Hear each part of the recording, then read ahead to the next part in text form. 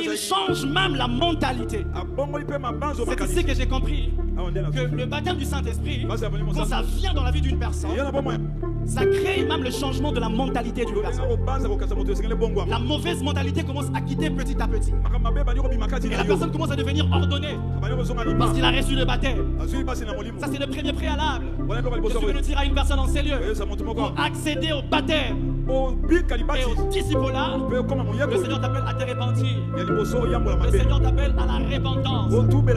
C'est de faire un demi-tour à ce que tu as comme vie mauvaise. C'est d'abandonner cette vie mauvaise que tu as, si tu l'as encore jusqu'aujourd'hui. Le Saint-Esprit ne viendra pas cohabiter dans un milieu sale. Il faut que tu te répandes d'abord avant de venir prendre sa place en toi. Il faut que tu changes ta vie d'abord avant qu'il ne vienne prendre sa place en toi. Il faut que tu changes d'abord de mentalité avant qu'il ne vienne prendre sa place en toi. Je sais qu'à ce niveau, il y aura peu d'amen. Mais je me dire à une personne que pour que tu reçoives la nature du disciple et pour que tu reçoives le baptême du Saint-Esprit qui est la promesse, Dieu t'appelle à te repentir, à abandonner les mauvaises choses que tu as l'habitude de faire et de changer de vie. Ainsi tu recevras le don du Saint-Esprit. Est-ce que quelqu'un peut me dire Amen? Dieu t'appelle à la repentance afin de recevoir le baptême. Le deuxième préalable, c'est le baptême d'eau. Baptise au regret, plonger, immerger, ou encore submerger. Submerger dans l'eau. Le baptême était simplement c'est simplement un engagement public. Ou encore un attachement à Jésus-Christ. Je vais dire à une personne, ce sont les deux préalables que le verset de Acte 32, 37 nous donne. Tirez-vous, faites-vous baptiser. Faites-vous baptiser. Je l'ai souligné. Dieu est souverain par rapport au baptême du Saint-Esprit. Il peut inverser le moment, ça dépend de sa souveraineté. Le baptême peut venir même avant le baptême d'eau si seulement le désir le souvirait vraiment. Mais la règle que la parole nous présente, c'est que tu te fasses baptiser. C'est que tu prennes un engagement public. C'est que tu prennes un serment devant l'Église.